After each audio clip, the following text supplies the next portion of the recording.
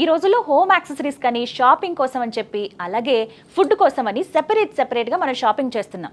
దీనివల్ల మన టైం అంతా వేస్ట్ అయిపోతుంది కదా. మీ టైం అండ్ ఎనర్జీని సేవ్ చేయడానికి వచ్చేసింది వాల్యూ జోన్ హైపర్ మార్ట్. ఇక్కడ ఫ్యాషన్, ఫుడ్, ఫన్ అన్నీ ఒకే చోట దొరుకుతాయి. 365 డేస్ ఆఫర్లు. ఇక లేట్ ఎందుకు, షాపింగ్ చేసేయండి. ఈ కార్యక్రమాన్ని సమర్పిస్తున్న వారు వాల్యూ జోన్ హైపర్ మార్ట్. నమస్కారం, వెల్కమ్ టు సుమన్ టీవీ. నేను గీతాంజలి. ప్రస్తుతం మనతో పాటు లలితా పరివార్ సంఘం వ్యవస్థాపకురాలు, లలితా అమ్మవారి ఉపాసకురాలు అరుణా పేరి అమ్మగారు ఉన్నారండి. రాయ్పూర్ నుంచి మన కోసం వచ్చారు. అమ్మగారి గురించి ఇంకొక మాట చెప్పాలి. ఆన్లైన్లో ఉచితంగా విష్ణు సహస్రనామం, లలితా సహస్రనామం, అలాగే సౌందర్య లహరి, ఖడ్గమాల, ఇంకా నేను చెప్పటం ఒకటే నాకు రావట్లేదు కానీ ఎన్ని నేర్పిస్తున్నారో ఇవన్నీ కూడా ఉచితంగా మన ఇంట్లో కూర్చుని నేర్చుకోవచ్చండి. మనకి ఆసక్తి ఉండి భక్తి ఉంటే గనక ఖచ్చితంగా ఆ దైవం మార్గం చూపిస్తారంటారు కదా. ఆ అమ్మగారి రూపంలో మనకు ఆ మార్గం చూపించారు. ప్రస్తుతం అమ్మగారు నాతో పాటు ఉన్నారు. చాలా మంది సందేహాలు అడిగారు. శ్రీచక్రం అసలు ఇంట్లో పెట్టుకోవచ్చా, ఎటువంటి నియమాలు పాటించాలి, అలాగే లలిత పారాయణ చేయడానికి ఒక విధానం అంటూ ఉందా, ఏం నియమాలు ఉన్నాయని ఇలా రకరకాలుగా అడిగారండి. ఆ ప్రశ్నలన్నిటికీ సమాధానం ఈ వీడియో ద్వారా మీకు లభిస్తుంది. అమ్మగారితో మాట్లాడదాం. అమ్మ నమస్కారం. శ్రీమాత్రే నమః. అమ్మ ఎలా ఉన్నారమ్మా? బాగున్నాను తల్లి. చాలా సంతోషం మీరు రావడం అనేది నిజంగా అదృష్టంగా భావిస్తున్నాము. యాత్రలు, ప్రయాణాలతో బిజీగా ఉన్నారు కదా. అవునమ్మా, బాగా చాలా బాగా జరుగుతున్నాయి. అమ్మవారు చేయిస్తోంది, చేస్తున్నాము. చాలా సంతోషం. ఎప్పుడు మిమ్మల్ని తలుచుకున్న అమ్మ ఆ భావన వస్తుంది నాకు. చాలా సంతోషం. మాట్లాడాలనిపిస్తుంది రోజు, కానీ ఎవరి పనుల్లో వాళ్ళు బిజీగా ఉంటారు. అయినా మీరు కొంత సమయం ఇస్తారు నాకు మాట్లాడడానికి, ఉదయం పూట కదా. అవును. అయితే అమ్మ చాలా ప్రశ్నలు అడిగారు.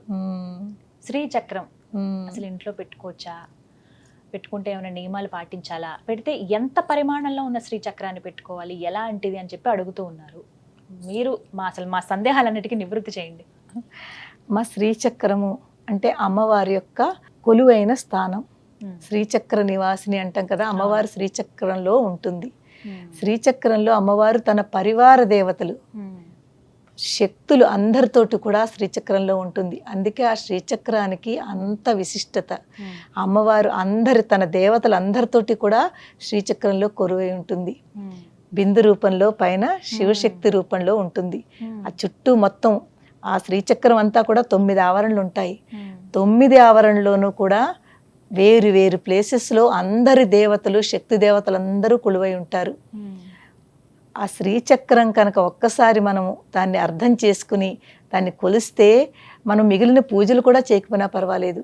అంత పవర్, అంత ఎనర్జీ, అంత పవర్ మనకు ఆ శ్రీచక్ర పూజలో కనిపిస్తుంది. మీరు అడిగారు కదా శ్రీచక్రం ఇంట్లో ఉంచుకోవచ్చునా? ఇంట్లో పెట్టుకోవచ్చమ్మా? తప్పకుండా పెట్టుకోవచ్చమ్మా. శ్రీచక్రం అంటే మనం అమ్మ. శ్రీచక్ర నివాసిని అంటే ఎవరు? లలిత అమ్మవారు. మీరు ఒక విషయం చూడండి, మన అమ్మ, మన సొంత తల్లి మన ఇంటికి వస్తుంటే అమ్మ నువ్వు రావద్దు, మా ఇంట్లో ఉండొద్దు అంటామా? అసలు అనం కదా. అలాగే అమ్మవారు మన శ్రీచక్రం మన ఇంట్లో తెచ్చుకుని, ఎవరైనా గిఫ్ట్ ఇచ్చినా, మనం కొనుక్కున్నా, అమ్మవారిని మన ఇంటికి తెచ్చుకుని మన ఇంట్లో తప్పకుండా మన పూజా మందిరంలో పెట్టుకొచ్చును. మన అమ్మకి మనం ఎంత రెస్పెక్ట్, ఎంత భక్తి ఇస్తామో అంతే భక్తి మనం ఆ శ్రీచక్రానికి, ఆ లలిత అమ్మవారికి ఇవ్వాలి. పూజా మందిరంలో పెట్టుకోవచ్చమ్మా? పూజా మందిరంలో కొంతమంది నేను గమనించానమ్మా, బీరువాలో పెడుతూ ఉంటారు. అంటే అంటుముట్టులు ఉంటాయి, పూజ గదికే మనం వెళ్ళము. అంటే అందరికీ విశాలమైన ఇల్లులు ఉండవు. వంటగది పక్కనే చిన్న దేవుడు గూడు ఉంటుంది. గదిలాగా ఉండేటువంటి అందరికీ కుదరదు, ఎంత పెద్ద ఇల్లు ఉన్నా కూడా. మరి అప్పుడు కొంచెం కష్టం కదా అని చెప్పి, అసలే చాలా శక్తివంతము, మనం అలా ఇష్టం వచ్చినట్టుగా మనం భావించకూడదని చెప్పి బీరువాలో పెట్టేస్తూ ఉంటారు. అసలు అలా చేయొచ్చా, అలా ఉంచొచ్చా? చూడండమ్మా, ఇక్కడ శ్రీచక్రము అంటే మనము ఇంత ఒక బటన వేలంత శ్రీచక్రము చాలా మంచిగా దొరుకుతాయమ్మా. అది మీరు ఏ శ్రీచక్రమైనా సరే, మీరు స్ఫటికమైనా, పంచలోహములైనా, తర్వాత మీరు ఇవాళ రేపు స్టోను నల్లరాతి శ్రీచక్రాలు కూడా దొరుకుతాయి. ఏదైనా పర్వాలేదు, శ్రీచక్రం ఏదైనా పర్వాలేదు. అది మాత్రం మీరు కొనుక్కున్నా, మీకు ఎవరైనా ఇచ్చినా బీరువాలో మాత్రం పెట్టకండి అమ్మా. చూడండి, ఎందుకు పెట్టకూడదు? ఇప్పుడు మన అమ్మ, మన ఇంటికి మన అమ్మ వచ్చారు, మన అమ్మని ఒక రూములో బంద్ చేసేసి కూర్చొని అక్కడే ఉండి నువ్వు బయటకు రావద్దంటావు మనం? అలా పెట్టినట్టే కదా కదమ్మా. మన అమ్మని మనం రూములో పెట్టేసి నువ్వు అక్కడే ఉండు, నువ్వు రావద్దని ఎలా అంటాము? అటువంటిది ఈ అమ్మని అలమారులో పెట్టేసి తాళం వేసేస్తే, చూడండి, అదే అమ్మని అలా పెట్టేసి తలుపేసేస్తే మనకి ఇంకా తెచ్చుకోవడం ఏమిటి? ఒకటి భయం కొద్దీ చేస్తున్నారు పాపం. వాళ్ళు కావాలని చేయట్లేదు, అందరూ ఏదో భయపెడతారు కదా, అక్కడ పెట్టి పూజ చేస్తే నీకు ఏదో అవుతుంది అన్న భయంతో ఆ శ్రీచక్రం ఇచ్చారు కదా పడేయలేము, వాళ్ళు పట్టుకెళ్ళి అలమారులో పెడుతున్నారు. కానీ మీరు ఆ అలమారులోంచి ఎవరెవరే పెట్టుకున్నారో అలా తీసి పట్టుకొచ్చి మన పూజా మందిరంలో పెట్టుకోండి. భయపడద్దు, అస్సలు భయపడద్దు. అమ్మవారు ఎలా అయినా సరే నా బిడ్డలని ఆవిడ ఎంత సంతోషిస్తుందో, కానీ మనకి పనిష్మెంట్ ఇవ్వడము అది ఉండదు. పెద్ద శ్రీచక్రాలు ఉంటాయి కదమ్మా, మేము మాలాంటి ఉపాసకులు ఉంటాం కదా, శ్రీ విద్యా ఉపాసకులమే మేము, ఆ పెద్ద శ్రీచక్రాలకి మేము ప్రాపర్గా ఒక పూజా విధానం ఉంటుంది. నవావరణ పూజ అని అమ్మవారి యొక్క పూర్తి విధానం ఉంటుంది. మేము అది తెచ్చుకుని పెట్టుకుని మేము ప్రతి శ్రీచక్రంలోనూ ఎన్ని ఎనర్జీ సెంటర్స్ ఉంటాయో దాన్ని ఎనర్జీ సెంటర్ అంటాము. ప్రతి కోణాలకి ఎనర్జీ సెంటర్స్ ఉంటాయి. మేము ఆ మంత్రం చదువుతూ ఆ కోణాలకి ఆ ఎనర్జీ సెంటర్స్కి పూజ చేస్తాము. శక్తులు ప్రతి ఎనర్జీ సెంటర్లో ఒక్కొక్క శక్తి ఉంది. ఎప్పుడైతే ఆ శక్తులకు పూజ చేస్తామో ఆ శక్తులన్నీ మనకు కూడా వస్తాయి. ఆ శ్రీచక్రంలో సిద్ధి దేవతలు ఉన్నారు, మా ముద్రా దేవతలు ఉన్నారు, ఆకర్షణ దేవతలు ఉన్నారు, ఇంతమంది బోడు దేవతలు ఉన్నారు. ఎప్పుడైతే మనం ఆ దేవతలు అణిమా సిద్ధే, లగిమా సిద్ధే, మహిమా సిద్ధే, ఈశిత్వ సిద్ధే, వశిత్వ సిద్ధే, ప్రాకామ్య సిద్ధే, భుక్తి సిద్ధే, ఇచ్ఛా సిద్ధే, ప్రాప్తి సిద్ధే, సర్వకామ సిద్ధే. సర్వకామ అంటే కామం అంటే కోరికలు, మనకి అన్ని కోరికలు తీర్చాలి అని ఆ అమ్మవారిని ఎప్పుడైతే ఆ నామం చదివి ఒక పువ్వు అక్షంతలో పెడతామో తప్పకుండా మనకు ఆ సిద్ధి కనిపిస్తుంది. అలాగే ఆకర్షణ దేవతలు కామాకర్షణి, బుద్ధ్యాకర్షణి, అహంకారాకర్షణి, ఇవన్నీ ఆకర్షణ దేవతలు. ఎప్పుడైతే వాళ్ళ పేర్లు చదువుతామో అక్కడ మనకి అమ్మవారు ఆకర్షణ అంటే అట్రాక్షన్, మనలో కూడా ఆకర్షణ కలుగుతుంది. నలుగురు మనతో కనెక్ట్ అవుతూ ఉంటారు. ఇవన్నీ ఏనమ్మా. ఎప్పుడైతే ఈ శ్రీచక్రం అంతా కూడా అమ్మా మనకి చూడండి, ఇదిగో నేను మీకు ఇస్తున్నాను, ఇందులోను మీకోసమేనమ్మా. ఇందులో ఖడ్గమాల ఉందమ్మా. ఎప్పుడైతే మీరు శ్రీచక్రం చిన్నది మీ ఇంట్లో కనుకుంటే ఈ ఖడ్గమాల స్తోత్రం చదువుతూ శ్రీచక్రాన్ని కుంకం కానీ పుష్పం కానీ పూజ చేయండి.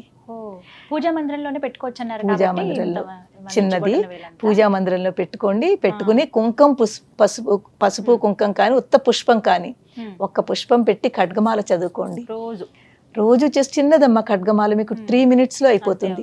చాలా చిన్నది. రోజు ఇలా చేయొచ్చమ్మా? ఇలా చేయొచ్చును. లేదంటే ఒక పుష్పం పెట్టి ఖడ్గమాల చదువుకో. దీనికి ఎక్కువ నియమాలు లేవమ్మా. మనకి పంచోపచారం అంటాం కదా, గుర్తుంది. గంధం సమర్పయామి, పుష్పం సమర్పయామి, దీపం సమర్పయామి, ధూపం సమర్పయామి, నైవేద్యం సమర్పయామి. అవును. గంధం ఏమిటి? పరిమళాలు. పరిమళాలు అన్నమాట. మనం అమ్మవారికి చక్కగా పరిమళమైన గంధాన్ని ఇస్తున్నాము. అలాగే పుష్పము. పుష్పం అంటే విచ్చుకుంటుంది కదా, పుష్పంకున్నంత విచ్చుకునే అంటే మన మనసులు కూడా అంత చక్కగా విచ్చుకునేటట్టు అమ్మవారు మనం ఉంచుతుంది అని పుష్పం పెడుతున్నాము. అలాగే దీపము. దీపం ఏమిటమ్మా? ప్రకాశము, కాంతి, అంధకారాన్ని, చీకటిని తొలగిస్తుంది. ఆ ఎప్పుడైతే ఆ ప్రకాశం మన ఇంట్లో వెలుగుతోందో ఆ దీపం పెడతామో మన ఇల్లు మనమందరం కూడా మనలో ఉన్న అజ్ఞానాన్ని తీసేసుకుని మనం జ్ఞానాన్ని ప్రసాదించమని అమ్మవారిని కోరుతున్నాము. దీపము. ధూపము. ధూపం ఏంటి? పొగ వస్తుంది కదా, మనలో బోల్డంత బ్లాకేజెస్ నెగిటివిటీతో మనం ఎంతో నింపేసుకున్నాము. ఎప్పుడైతే అమ్మవారికి ధూపం సమర్పయామి మనకంత క్లారిటీ వస్తుంది. అలాగే నైవేద్యము. నైవేద్యం కూడా పర్టికులర్ గా ఇదే ఉండాలి, అదే పెట్టాలి. రోజు కుదరదని అంటారు చాలా మంది. రోజు ఏం పెట్టాలో, రోజు పరవాణాలు పాయసాలు కుదరదు కదండి అంటూ ఉంటారు. ఏమీ అక్కర్లేదమ్మా. డ్రై ఫ్రూట్స్ ఉంటాయి ఎప్పుడప్పుడు ఇంట్లో. కనీసం ఒక పాలు, పంచదార, బెల్లం ఉంటుంది కదా, ఏమి ఉండకపోయినా పాలు అందరి ఇళ్లలో ఉంటుంది. పాలతో బట్టుగా ఇంత బెల్లం ముక్క వేయండి, అదే నైవేద్యం పెట్టండి. అందరి దేవుళ్ళు ఉన్నట్టుగానే వేరే ఏం అక్కర్లేదు. అందరి దేవుళ్ళకి మనం ఏదైతే నైవేద్యం చూపిస్తున్నామో ఈ అమ్మవారికి కూడా అదే. దానికి నియమాలు ఏమీ లేదు. నియమం ఒకటే పెట్టుకోవాలి, మన మనసు భక్తితోటి. ఎంత భక్తితో చేస్తున్నామా అన్నదే ముఖ్యం.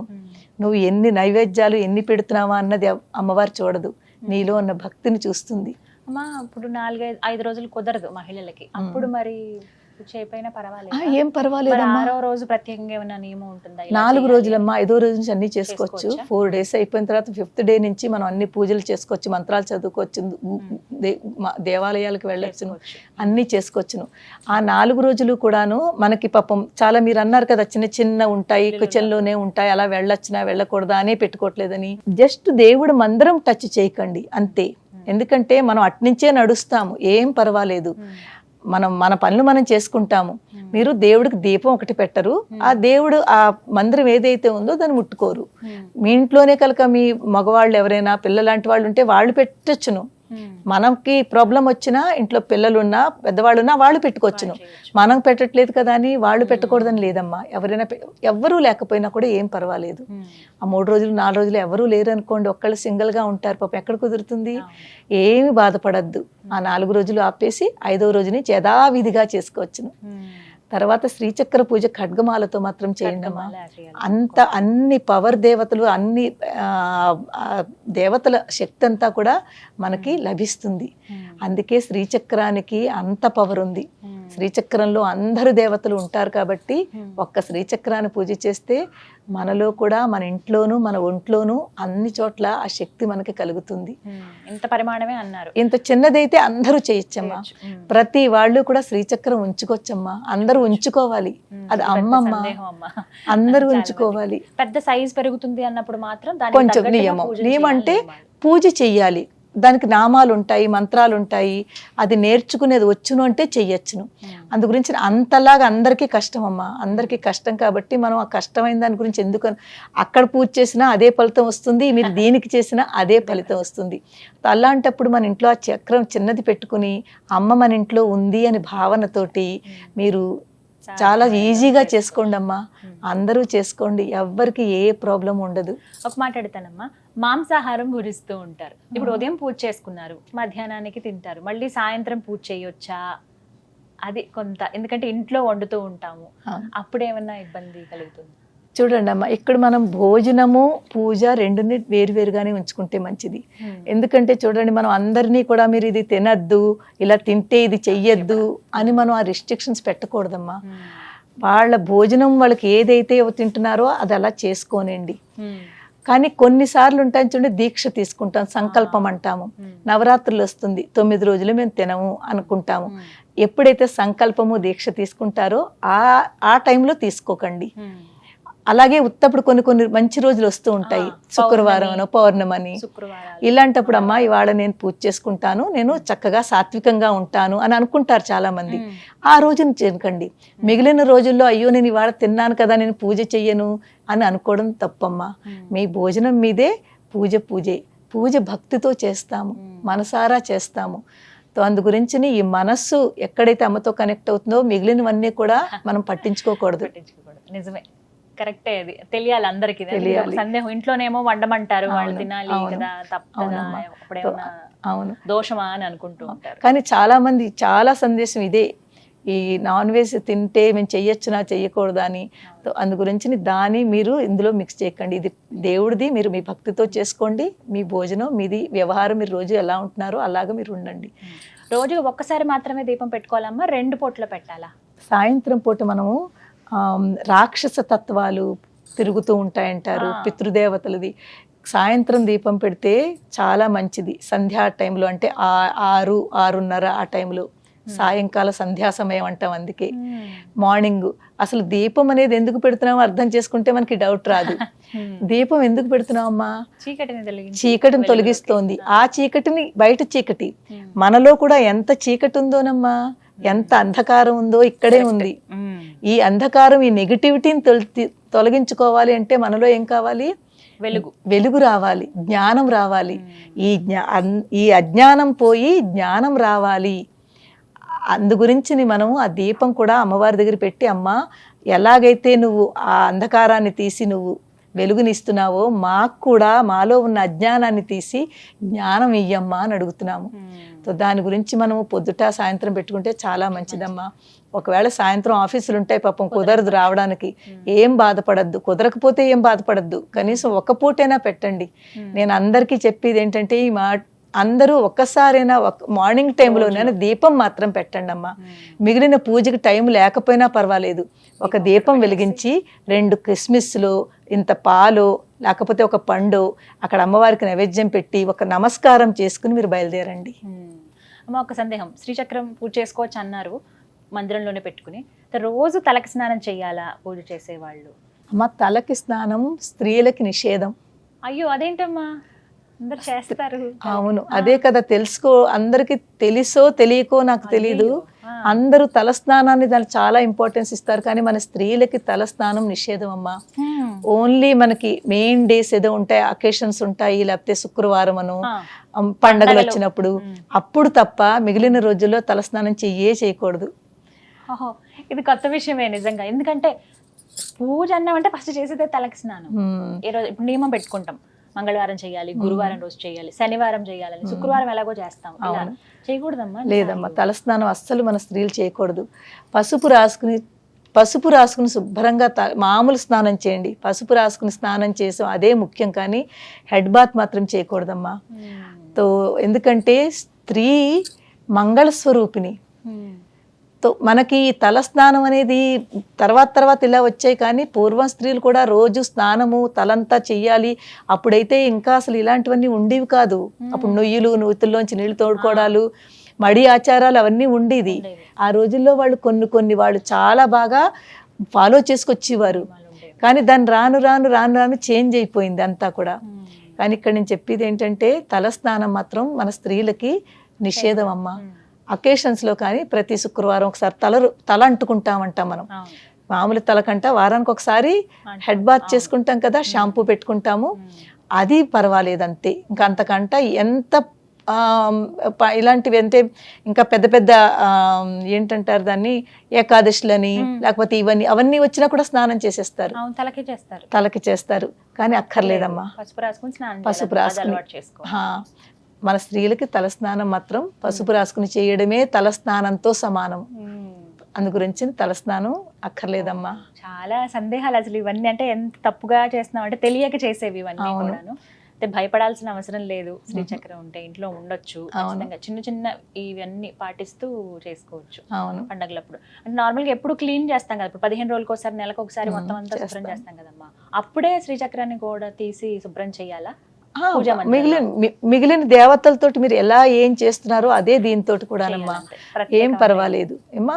కొంతమంది ఖడ్గమాల చదువుతూ అభిషేకం చేస్తారు, పాలు కానీ మన నీరుతో కానీ. అప్పుడు మీరు ఎలాగా పాలతోటి నీరుతోటి అప్పుడు ఎలాగా అభిషేకం చేస్తున్నప్పుడు ఎలాగా మీరు చక్కగా లాస్ట్లో నీళ్లతోటి బాగా అభిషేకం చేసిన తర్వాత ఒక గుడ్డ పెట్టి ఒత్తేయాలి. శ్రీచక్రానికి అభిషేకం చేస్తున్నారు అంటే స్నానం చేయిస్తున్నాం మనం. మనకు స్నానం ఎలా చేసుకుంటాము, మంచిగా స్నానం చేసుకుంటాము, స్నానం చేసిన తర్వాత షాంపూ ఏదో వాడతాము, దాని తర్వాత మనం అంతా అయిన తర్వాత టవల్ పెట్టుకుని సేమ్ అమ్మకు కూడా అది అమ్మేనమ్మా, అది అమ్మవారే మా అమ్మకే మనం చేస్తున్నాము, ఆ భావనతో ఉండాలి. అమ్మకి తడిపిన తర్వాత తడిగా ఉంటుంది కదా, చక్కగా ఒక మంచిది ఉతికిన టవల్ అక్కడ పక్కన పెట్టుకుని అమ్మవారికి ఏమీ లేకపోతే నేను ఒకసారి దీంతో ఒత్తేస్తుంటాను, అమ్మవారు చాలా సంతోషిస్తుంది. మనకి ఇది ఎలాగా ఉంటుంది, కొంగుతో ఒకవేళ మర్చిపోతే టవల్ కానీ పెట్టుకోవడం మర్చిపోతే కొంగుతో శుభ్రంగా చక్కగా చేసి ఒక బొట్టు పెట్టండి. మనం బొట్టు పెట్టుకుంటాం కదా, అమ్మవారికి ముందు బొట్టు పెట్టండి, ఆ పైన బొట్టు పెట్టిన తర్వాత అలాగే ఉంచండి, ఒక పుష్పం పెట్టండి, ఇంకేం అక్కర్లేదమ్మా, ఏ నియమాలు లేవమ్మా. మీరు ఇలా చెప్తుంటే ఇంకా అమ్మ దగ్గర అయినట్టే అనిపిస్తుంది. చాలా సంతోషం అమ్మ, చాలా చక్కగా వివరించారు. భయం అయితే పోయినట్టే ఖచ్చితంగా. ఎవరైతే భయపడుతున్నారో ఇంట్లో శ్రీచక్రం అసలు మనం పెట్టుకోవచ్చా పెట్టుకోకూడదా, ఎవరైనా గిఫ్ట్ ఇస్తే తీసుకోవచ్చా ఇలా అని చెప్పి, ఏం పర్వాలేదని చెప్తున్నారు అమ్మ. ఇంకొక మాట, గిఫ్ట్ ఇవ్వచ్చా మేము ఎవరికైనా? శ్రీచక్రం గిఫ్ట్ ఇవ్వచ్చు, ఎవరైనా గిఫ్ట్ ఇస్తే తీసుకోవచ్చు, రెండు కూడా చాలా మంచిది.